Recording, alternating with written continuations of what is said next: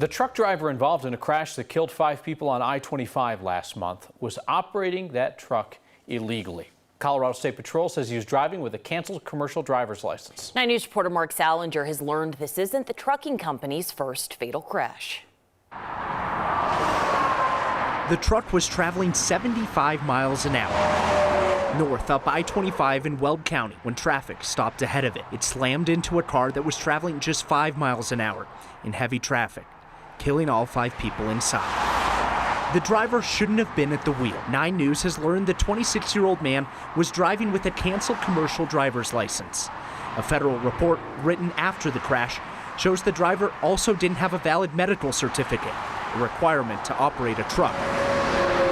Colorado State Patrol won't say why his license was canceled, though not having a medical certificate is one possibility. It could be pulled because somebody had a number of violations. Michael Leeserman is the co-founder of the Academy of Truck Accident Attorneys. The driver and the truck were both illegal to be on the road at the time of this crash. He says inspection reports obtained by 9 News show the truck had so many deficiencies it should not have been driving. Once more than 20% of the brakes on the tractor trailer are found to be in violation, that's out of service. And that's what I saw here. The federal report says the brakes on the truck were out of adjustment and it was not equipped with an anti-lock brake system. 9 News has learned the same truck was stopped in Platteville, Colorado back in March. A different driver working for the same company also was driving without a commercial driver's license and a valid medical certificate. As a lawyer, I would want to start to look at not is there a systemic failure, but is this being done willfully? The company,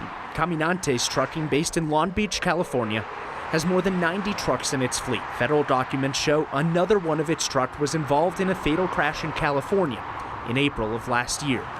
1 person was killed. The report, written by state troopers who responded to the crash, indicated that the driver may have been distracted and was driving carelessly. It states the truck made no effort to avoid the cars in front of it, either by braking or steering away from them.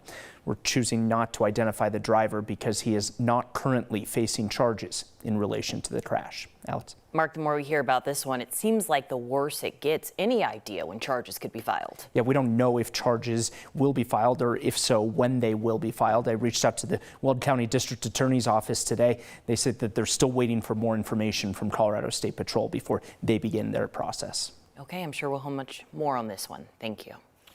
Colorado's second largest school district is losing students by the tens of thousands. Tonight, Jeffco Public Schools started conversations about consolidating elementary schools due to declining enrollment. 9 News reporter Luis De Leon is out there for us tonight. And Luis, district closed 2 schools over the summer because of low enrollment. Now they're talking about closing even more. That's right, Kyle. That presentation to the board tonight said that Jeffco had the largest decline in student population in the state. They lost more than 5,000 students between 2019 and 2022. The board members and the superintendent both talked about tonight the toll that has taken on both students and even teachers that are still in the district. So, among other things, tonight's presentation showed how the superintendent will prioritize schools for closure. One of those was called urgent priority, meaning if nothing is done about the school by November of this year, it could abruptly close in the spring of 2023.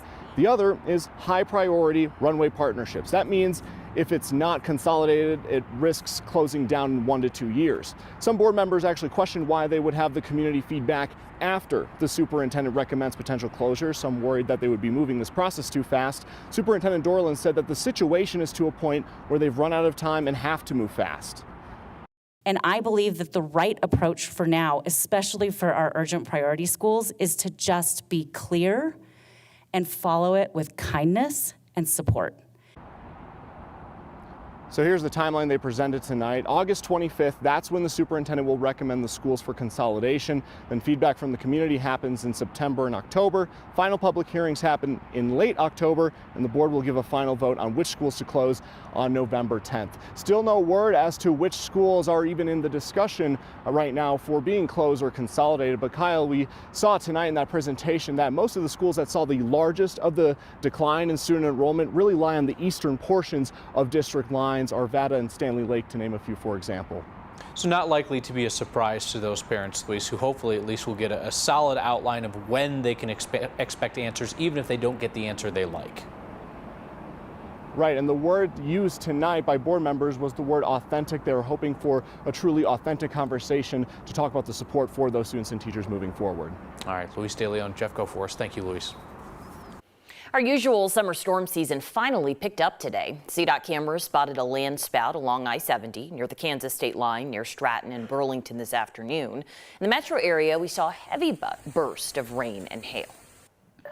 Storms are still rumbling across parts of the Front Range, the Eastern Plains tonight. In fact, even here around the Denver metro area, we're looking at some heavy rain, a little bit of lightning too. Let's go out to the radar because most of the action has been around Colorado Springs and just off to the east tonight. Of course, earlier it was all about the Eastern Plains and dealing with that tornado warning. You can see right there around 225 I-70 through Central Park, parts of Green Valley Ranch, Eastern Aurora, all looking at some heavy rain showers coming through. Couple more strong cells in and around Firestone, Dacono, and then even upwards toward Meade. Again, that flash flood warning is still in place around Colorado Springs until 10 o'clock. They've seen 1 to 3 inches of rain come through this afternoon and evening. Temperatures starting to cool off just a little bit for us. We're now in the 70s around the metro area with some 60s up into the high country. Still watching out for those storms for us tonight. Tomorrow, temperatures soaring back into the 90s for us, but I do have a little cool off coming our way, as well as a few more monsoon storms. Details in 10 minutes. Danielle, Denver DA says they do not yet have a timeline for when they will decide if Denver police officers were justified in opening fire last weekend in Lodo. 6 bystanders were injured. The DA's office says they're waiting on lab and forensic test results. Jordan Waddy, the suspect involved in the altercation with police, is scheduled to be back in court next month. He is the man DPD says pulled a gun on officers as bars were letting out last Sunday. Police say that Waddy never fired his weapon. Waddy and 6 other people were injured after Denver police started shooting. Waddy had his first court appearance today. He's still in the hospital. He's hired a civil rights attorney who put out a statement today saying that the officer's actions were extremely reckless. Police departments across the state are struggling to hire more officers. Aurora is hurting so much, the city is now broadening its requirements so more people can apply.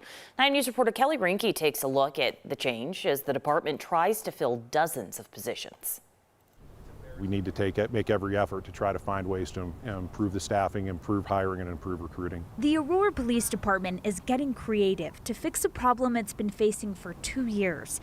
Many experienced cops are leaving the job, and not enough people are submitting applications to fill their positions. Our patrol officers, which day in and day out, day and night, responding to calls, are doing it at a reduced staffing level. Division Chief Chris Jewell says the department is down 70 officers. Staffing levels are so critical, the city is now broadening the requirements for a lateral hire, someone who leaves one agency for another. The rule was that they had to have 3 years of specific law enforcement experience, and we asked that they change that back to related experience. Now an applicant only needs 1 year of police experience, and the other 2 years can be something else, like experience from military police or corrections. We know that we need to be a little bit more creative on how we look at potential officers, and other agencies do have a lesser requirement in some cases. More than 40 officers have left the department since January, which is an improvement from this time last year. But being down dozens of officers impacts how long it takes to respond to less serious calls. Don't think it's any shock to anybody that some of the more violent crimes and serious crimes have risen somewhat, and those types of calls do take more officers to handle and take additional time to handle as well. Officers are working overtime, and Chief Jewell hopes the change can help the department out. It will absolutely broaden the pool, so I'm looking for an increase there, but it's yet to be seen exactly what that's going to look like. In Aurora, I'm Kelly Rinke, 9 News. Half of the officers who have left the department this year resigned. Others retired or went on medical leave. 2 officers were fired. To encourage people to leave their current policing job and move to Aurora, the city is also offering a bonus of up to $15,000. Kind of feels like deja vu. COVID cases canceling theater performances. They gave more than 500 Coloradans expired vaccines. Tonight, the company involved is talking about its mistake.